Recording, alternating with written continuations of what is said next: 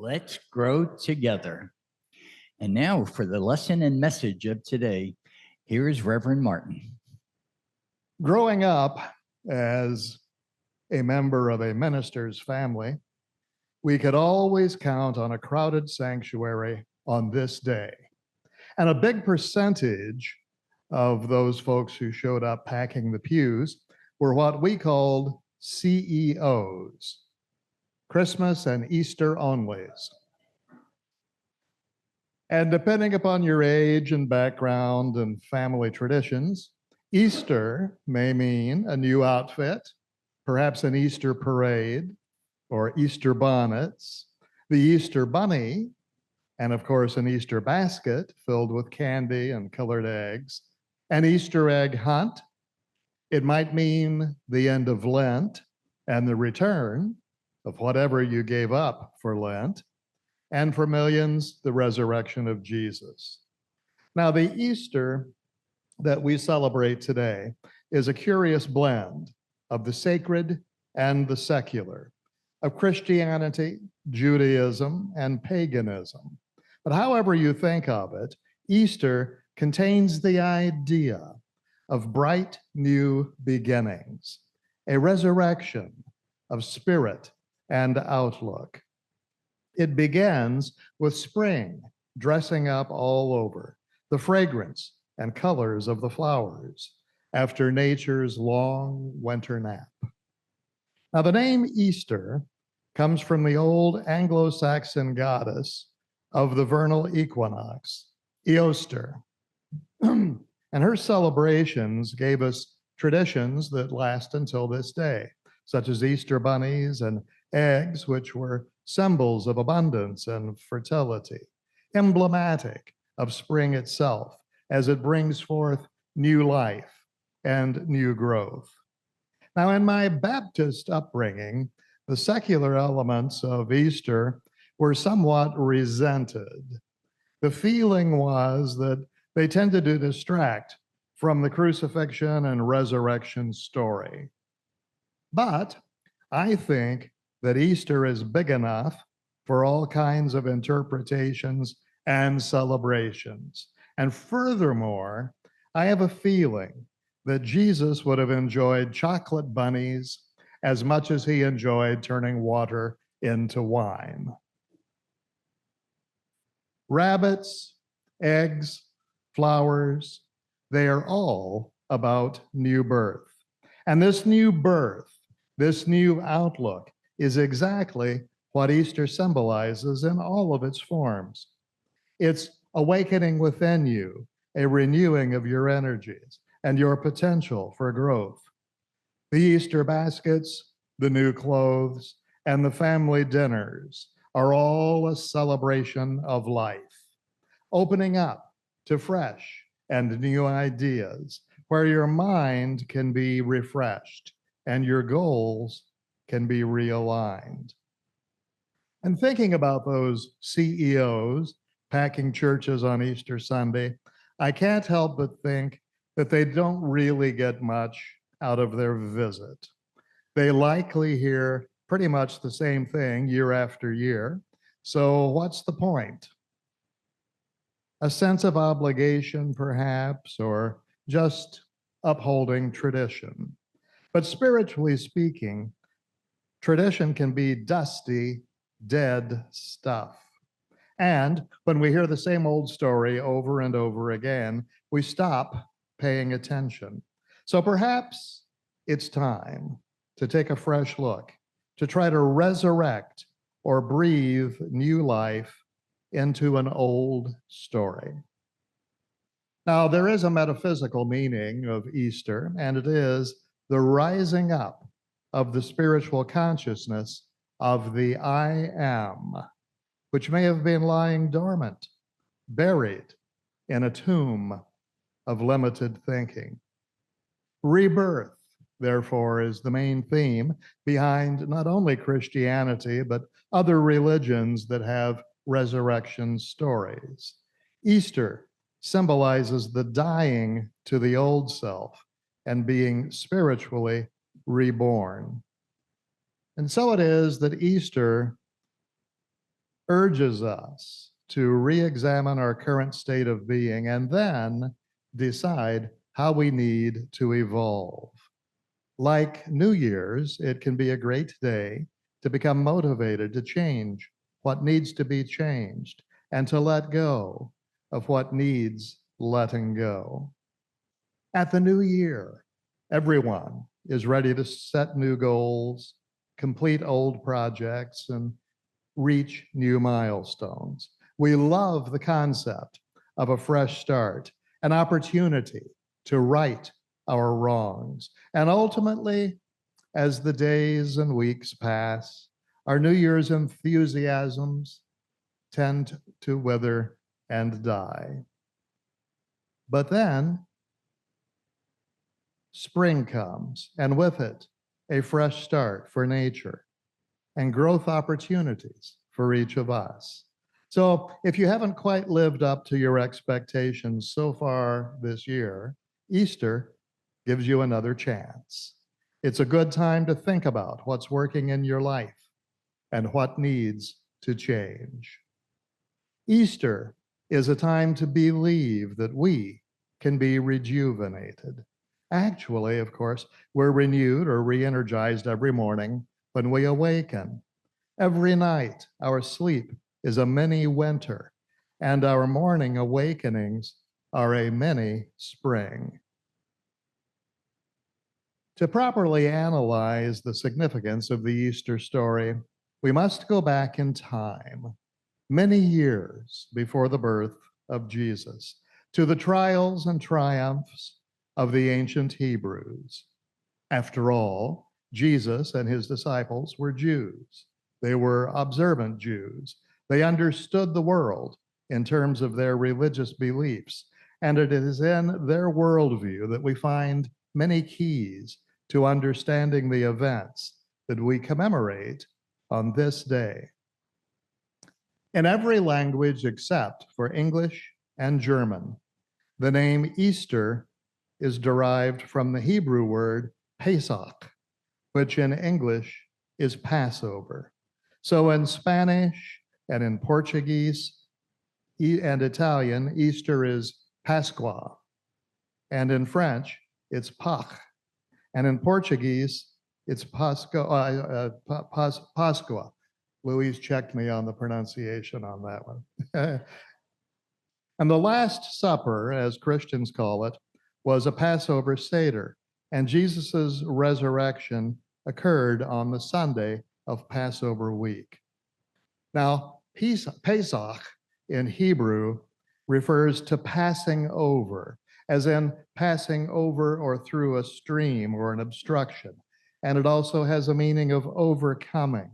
And so Passover is an annual festival which commemorates the escape of the Israelites from their enslavement in Egypt. It is a celebration of freedom, not just from an ancient Pharaoh, but from all kinds of bondage and limitations. And metaphysically, Passover represents a mental attitude in which we're leaving an old state of consciousness and entering a new beginning. Passover is a great story that is universally true, whether or not it happened exactly as the Bible describes it. The Exodus is a powerful metaphor. The idea of moving from slavery to freedom, from exile to redemption. The Exodus is about the process of transformation, how people develop and evolve their identities over time. And every symbol in the story corresponds to stages in this process. For example, it shows both our desire for change and our resistance to it. It also shows how life forces us to change and how, if we don't continually change and grow, we die. Now, the Israelites wanted to leave Egypt, but they were afraid to. And it took a man with the charisma and clarity of Moses to convince them that they could do it. They no sooner had left than they began to wonder if they had made the right decision. And some of them believed that they should go back to Egypt. At least they knew what life was like back there. It was a difficult road to the promised land, and the end of the journey was hard to see. So there's a tension between the part of us that wants to stay in the known, to stay in the old, even if it is uncomfortable, even if there is no more room to grow. There's a tension between wanting to change and the part of us that can't really envision that change. But there are forces that can motivate us to break free. One is pain. Feeling discomfort is a great impetus to change. As Anais Nin said, the day came when the risk to remain tight in the bud was more painful than the risk it took to blossom. And another way to break free is by believing that change is possible. I can't begin to tell you how many people come for affirmative prayer or treatment or counseling who don't really believe that change can happen. They think that how things have always been is how things shall always be. And when you probe deeply enough, you'll find that they either don't think they can change or they think that they don't need to change, someone else needs to. And it's interesting that in the Exodus story, the Jews wandered for 40 years in the desert after leaving Egypt. And those who had been slaves never made it to the promised land. It was only the next generation that got there. So, what does that say from a psychological perspective about the possibility of making changes in one's life? Well, Rabbi Hanok of Alexandria said that it was easier to take the Jews out of Egypt than to take Egypt out of the Jews.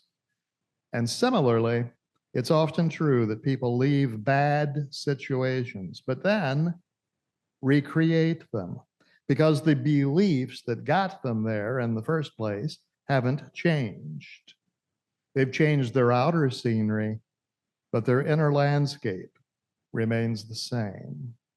So leaving the land of Egypt doesn't do us much good if we're still carrying the attitude of Egypt.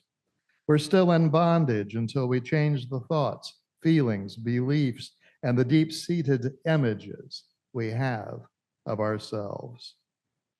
But if there's one great overarching lesson of the Passover, it is that change is always possible.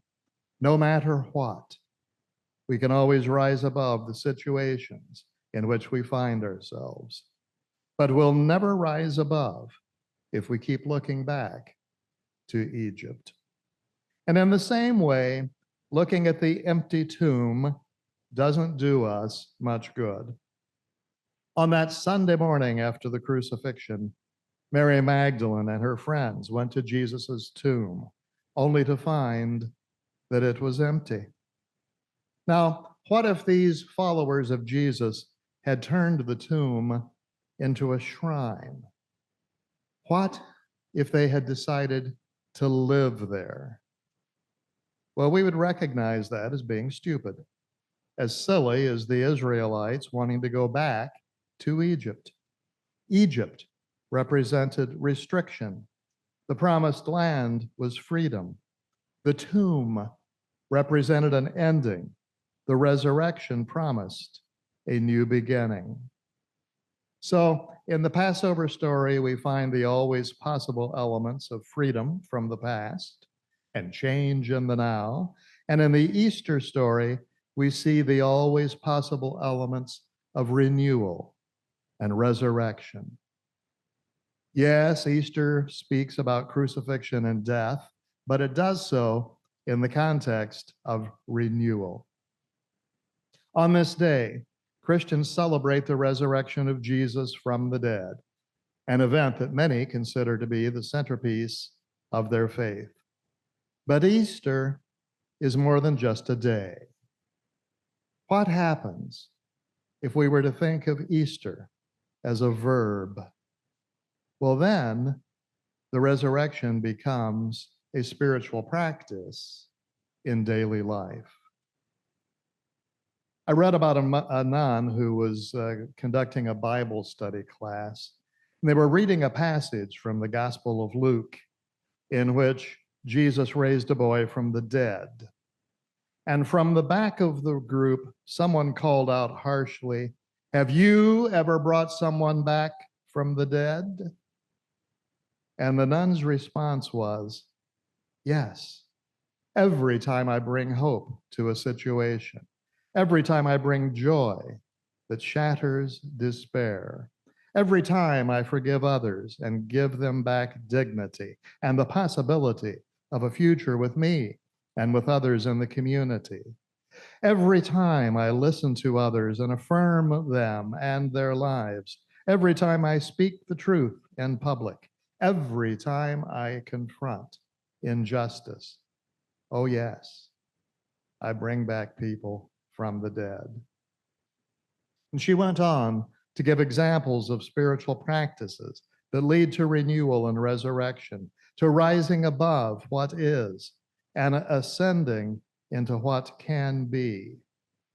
And here are just a few of her ideas. Leave the past to God's mercy. Leave the future to God's discretion. Living in the present moment, the only time when God brings forth new life, is a way of affirming your belief in resurrection. Enthusiasm is the mark of a life giver. When you can laugh and sing and relish life, you are practicing resurrection. Every time you forgive someone, another resurrection is in the making.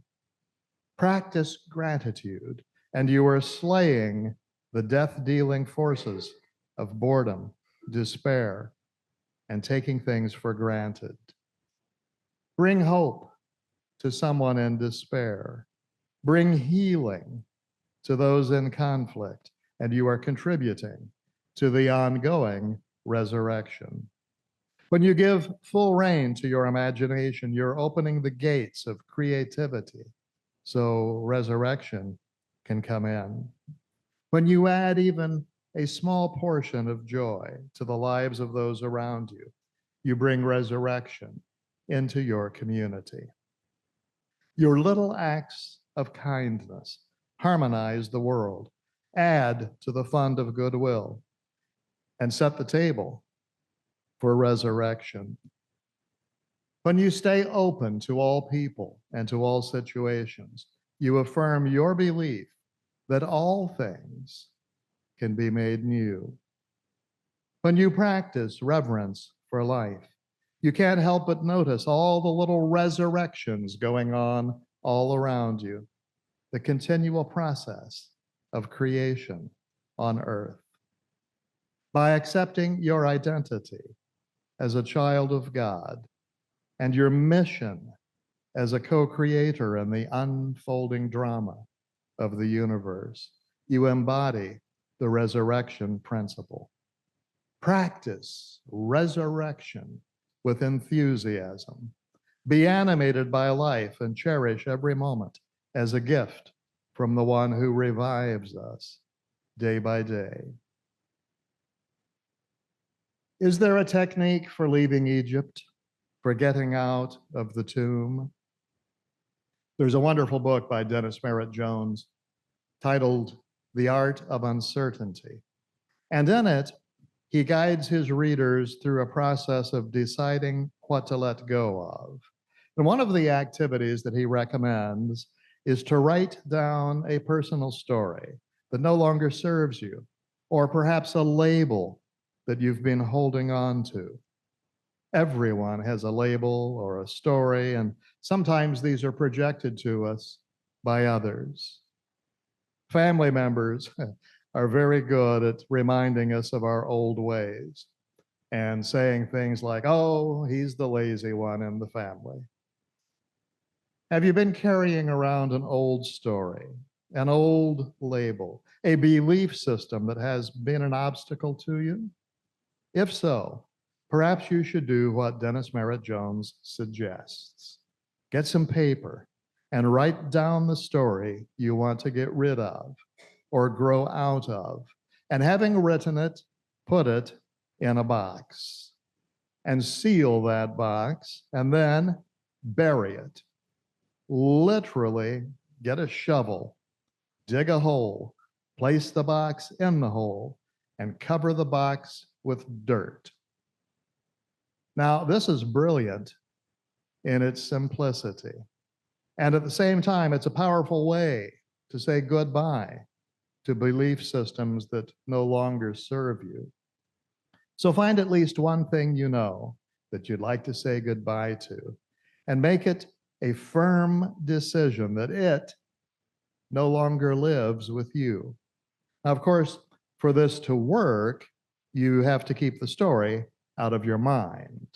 But physically burying the story makes a vivid impression on your consciousness. The Apostle Paul, who famously said, "Be transformed by the renewing of your mind," also said, "I die daily." I die daily. Now, since he lived for many years after writing that, we can conclude that he didn't just die daily, but that he was also born daily. Every day was a resurrection because he had decided to die to the old, to bury the past, and to rise from the tomb of limitation. Old, limited ways of thinking and acting do not continue in the resurrection. Those who are being raised to a higher consciousness will gradually let go of all that is small and selfish and come into the larger life in which all things are possible. And that's a central message of Easter. It is the story of our divine birthright, our mastery over the human experience. It is a story which invites you to roll away the stone of any thought of your own insignificance. Roll away the stone of perceived limitations. Roll away the stone of the belief in the necessity of illness. Roll away the stone which says you will never find your soulmate. Roll away the stone that says you're not good enough or smart enough or thin enough or healthy enough or talented enough or worthy enough. And having rolled away the stone, let every step you take be toward your health, your wholeness, your happiness, your abundance, your alignment with your higher self, the extraordinary you. Easter tells us that it's time to wake up, to come out of whatever tomb we've built for ourselves, and to rise again into a new world, a new reality, and a new way of living. It would have made no sense for Jesus to rise again and resume walking around teaching the locals. He had already done that. As the saying goes, been there, done that, bought the t-shirt. No, Jesus rose again, and he stuck around just long enough to let his friends know that he survived what we call death, and so will we. And then he was off to bigger and better things. Jesus may have been different from us in achievement, but not in nature. He didn't live his life to show off, but to show the way. He didn't live to be the great exception, but the great example. He said, "I have come that you might have more life and have it more abundantly." Jesus was fully human and fully divine, but so are we. And however unworthy or feeble we may feel ourselves to be, we will rise again into something better, something bigger than we are now. We allow problems and sorrows to keep us in a tomb because we tell ourselves there is no way out. But Easter and Passover remind us that the power within us overcomes all obstacles. And as we die to the old, the stone rolls away and a wonderful new life awaits us. This is true every day of this life, and it is especially true on the last day of this life. Well, what about immortality? Isn't that what Easter is really all about? Well, perhaps so. But I think that the lesson of Easter is not that the dead will live again. It is that the living never die. As Robert Frost put it, in 3 words, I can sum up everything I've learned about life. It goes on. And that which we call death is really just rising to something higher, going from this experience into the next. And regardless of how educated, sophisticated, or spiritually mature we think ourselves to be, we are right now in kindergarten compared to what we are going to enter. And that is true of us on the next plane and the next and the next into infinity. Dennis Merritt Jones tells us that the message of Easter is unmistakable. The universe has made no provision for death, only transformation through transition. The Unity minister Eric Butterworth elaborated on this idea when he wrote, "The great Easter truth is that there is a principle and a process of wholeness within every person. Thus, an open tomb of Easter morning says to you, you can become what you innately are. And this innateness of you far transcends anything you have ever conceived in your wildest flights of fancy. There is within you a person of stature, of genius, of mastery, struggling to be released. And if you get into the spirit of Easter and let it happen to you, you can believe that every stone of limitation will be rolled away. Blessed are those to whom Easter is not a hunt, but a find. Blessed are those to whom Easter is not a greeting, but a proclamation. Blessed are those to whom Easter is not an outward fashion, but an inward grace. Blessed are those to whom Easter is not a day, but an eternity. And Easter says that you can put truth in a grave, but it won't stay there. Namaste. Happy Easter.